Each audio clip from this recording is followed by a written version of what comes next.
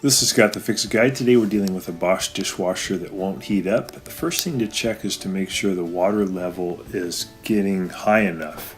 So when you open the door and you look down, the water should come up to, once it's done filling, should come up to the level of the filter handle. So that's that gray round filter handle should be at least that high. Right up in that area would mean that you have enough water for the heater to kick in. If it's not enough water, then it won't heat up. So this one has the right amount of water, but it's not heating up. So we're going to unplug it, or we can turn off the breaker so we don't have any power.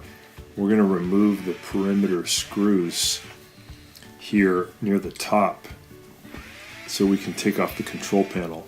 So when I do this, I typically remove all of these Torx 15 screws except for the two at the very bottom.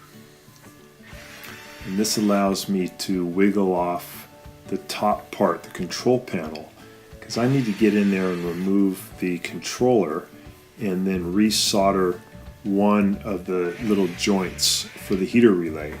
So Bosch is very common, has this problem at about the 8 or 10 year mark where the soldering joint for the heater relay just gets so hot that it melts and no longer sends power to the heater. And the water won't heat up, the cycle goes on forever, and it won't dry the dishes, and the dishwasher really just doesn't work. It gets kind of soapy scum all over the place, and so you really need the heat. And this is a very simple solution. Once you get to the controller, it only takes you about a second to solder the connection again, and then when you put it back together, all of a sudden you've got heat. So it's really a kind of a fun repair. So we're just trying to get to the controller, and we're doing that again by removing all of these perimeter screws, and then we can wiggle off the top part here where the controller lives. So here's the controller off to the right. We're going to get this thing off, and we're going to remove the modular wiring connectors. First, on the left side is the one for the power button. So we're going to remove that one by pressing in on the tabs and then wiggling it off. And then there is the connectors on the controller. We're going to get those all off. It's a good idea to actually take a picture of that before you remove them. And then there's a little ground connector, and there's the one for the door. So here I'm just taking a picture of where those wires go. It's pretty much impossible to get them on wrong, but it's just smart to, whenever you remove wires on a controller, to take a picture first. So we're going to get these off by pushing back on the plastic tab and wiggling them out away from the controller. Sometimes you can use a little standard head screwdriver to push the tab to make it easier, because I have big fingers, it's hard to get in there and get the little thing pushed. So once we get all these wires off, then what we want to do is separate this plastic cover from the metal frame that holds the controller. There's two Torx 15 screws on the front that hold on the plastic frame, and there's some plastic clips on the back that we have to release. So we're going to flip it over. There's one here on the right side, one on the left side, and one in the middle. I usually just use a little standard head screwdriver to pry those off. So we separated those, and then on the controller there are 3 little tabs we have to push in with the standard head screwdriver to get it to release. So you can see in the video here, these are just kind of small tabs. You push in with the screwdriver, and then you're going to push the controller out away from you, pushing that down out away from the middle frame. And the left side of it, the side toward the middle, will release, and then you can slide the controller to your left and it'll come out of the case. There we go. And then we're going to use a standard head screwdriver to gently pry the case apart. There's 2 tabs on the side that we release, and then we just kind of pry it apart. And now we can see that there is a kind of burnt looking part here where the solder has melted, and that's the one we want to repair. I'm going to scratch the area right around that. I got to be careful not to go too far away from that point, but right where you see where it's kind of burnt, just scratch in there to expose the metal on the circuit board, because you want to connect the wire of the relay to that little metal. You're going to scratch away a tiny bit of the green just around that one burnt connection. I've already got my soldering pencil warming up, so I want to have that nice and hot for this repair. So now I've got that in position, and I just got my soldering pin pushed up against that weak connector that was burnt. I'm going to heat it up, and then I'll give it just a little bit of solder. Be careful the solder doesn't run too far away here and connect more than you want. You want it to only be in that one spot that looks burnt. Just a little bit of solder. The trick is to really heat up the wire on the relay with your soldering pencil and then add just a little bit of solder. There we go. We're done. And now we're going to just close up the case, and it'll just snap back together. And then we're going to basically do everything in reverse. This little fellow had a fun time watching. He's very curious about how machines work. So we're going to push the controller back into the metal case, and it'll just click in. Pretty cool, pretty simple.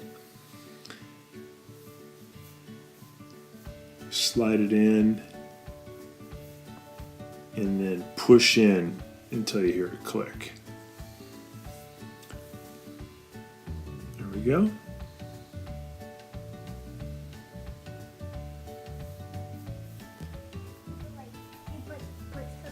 Yes, sir. Those are. Now we're going to hook the wires back up. You can look at the photograph that you took to compare, make sure it's correct, or just kind of see how the wires are hanging there. Usually they're right next to each other the way they go back in. Make sure they're seated all the way in. So you'll feel or hear a little bit of a click, meaning that they've seated all the way as far as they can go. We also have to hook up the door wire again, and also the green ground wire, and also the blue modular connector for the power button. And then we're going to put the gray plastic piece back onto the metal frame. That's the part that has all the buttons.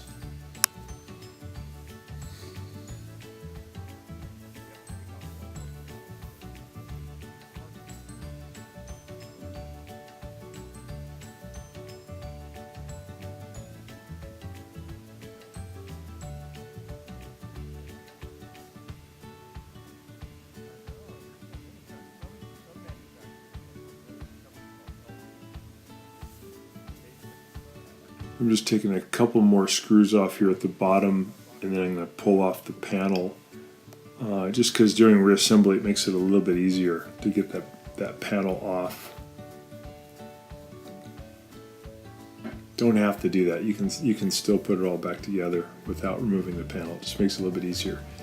So now I'll join the plastic cover back to the metal frame. First I attach it at the top, and I push it down until it clicks. Then I'll add those two Torx 15 screws onto the front.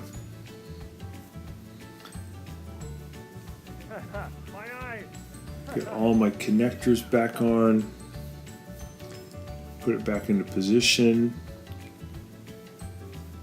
Wiggle it back on, and then I'll put those screws in that hold it. Yeah, it'd be fun. I mean, I kind of worry that there's a generation coming up that doesn't have a lot of technical skills. Remember when you put on the top controller here, there's those perimeter screws that go around the top. There's also two that come in from the sides from the right and left sides. Make sure you put those back on too.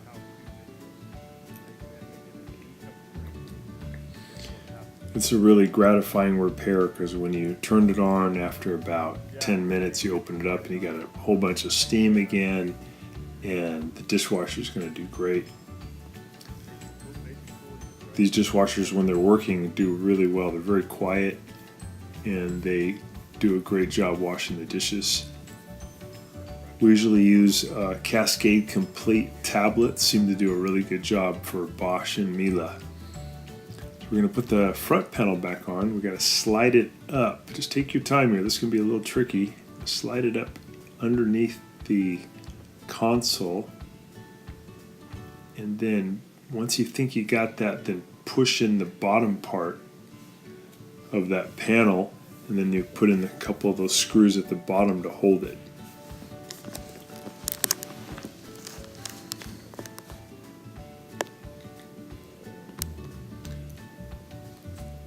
We'll zip in all those Torx 15 screws.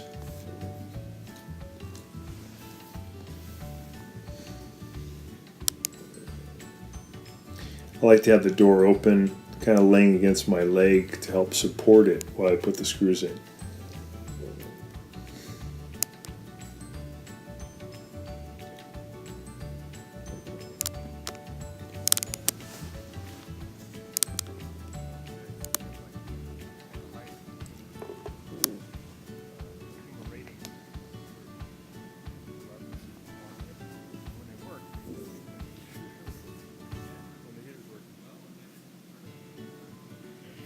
With this dishwasher, we did run some white vinegar through it because it hadn't been heating for a while and it smelled pretty bad in there because the detergent wasn't really working. So we got the power back on, and I'm going to press a drain cycle first just to kind of reset the computer. That's pressing those two buttons at the same time for about 3 seconds. It'll say 0. It'll drain out all the water, and then during the test, it heated up the water great. So thanks so much for watching, and please subscribe when you get a chance.